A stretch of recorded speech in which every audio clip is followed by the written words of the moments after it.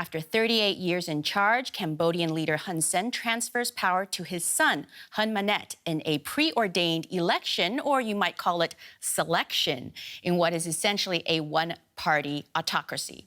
According to the ruling Cambodia People's Party, the son won in a landslide against a largely absent opposition. DW's Georg Matthes reports from Phnom Penh. He is the big winner of this election, four-star general Hun Manet, the son of current leader Hun Sen. He's expected to inherit the position of prime minister from his father in just a few weeks. All he had to say today about his future plans was this. What will you do for the country? No comment on that, please. The ruling Cambodian People's Party needn't worry about the election's outcome. The only serious opposition party was disqualified on a technicality. More than 9.7 million people are registered to vote. Despite the lack of competition, some are hopeful of what new leadership might bring. I'm not sure what his actual plan is for the future. But what I hope is that Hun Manet will improve our livelihood. I want him to reduce the corruption at the grassroots level. Don't make people suffer. If you can achieve that, I'm happy.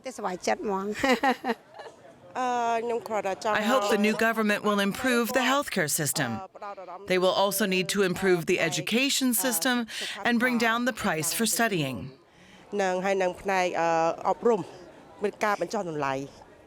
With curbs on communication, voter intimidation and a banned opposition, the list of violations is long and has kept international election monitors away.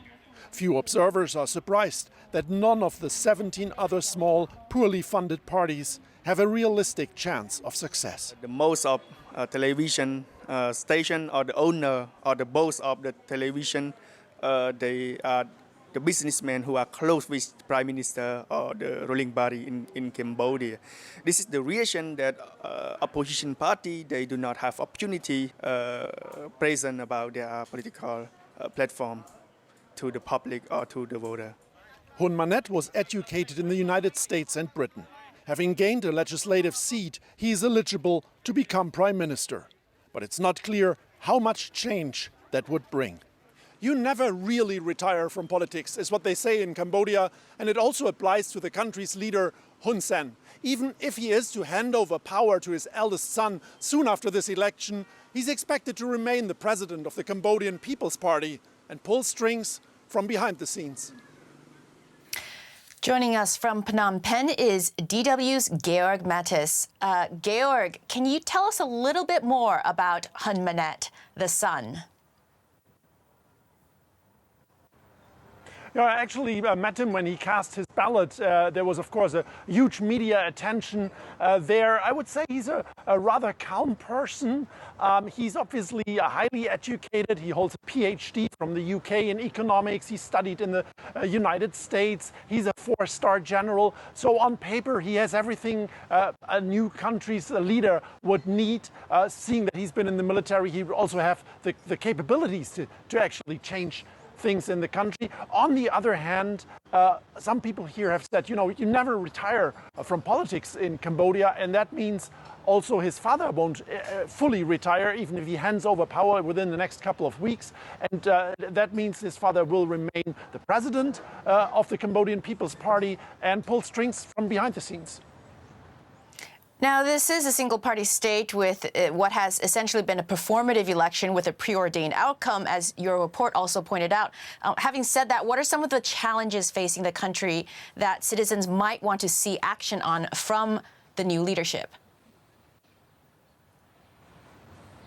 I think, first of all, Melissa, one needs to point out, really, when speaking about Cambodia after an election like this, is that the track record of Hun Sen, the longest-serving leader in Southeast Asia, isn't all that bad when it comes to the economy. He really lowered the poverty line and has brought wealth to this country. The big question is, how is this wealth being distributed? You see a lot of Maseratis, Ferraris, Porsche driving in the capital here, but on the countryside, things look very different. So this is something a new leader would have to tackle. And then there are other big issues like corruption, like the education system that is too expensive. And then what many people have told me here is the health system needs radical change.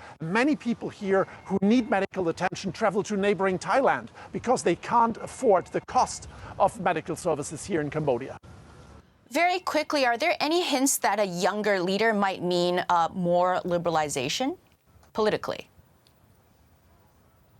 Well, of course, you could argue, all the critical opponents have been exiled. And in fact, there has been a law introduced that whoever did not participate in this election will never be able to hold any political position in the country. So on the one hand, you could therefore say the system can relax and allow a bit more freedom. And Hun Manet may actually be that person because he has been educated in the West. On the other hand, people say this is a classical patron-clientship. People will always be careful what kind of changes they do. Otherwise, the whole house of cards might fall together.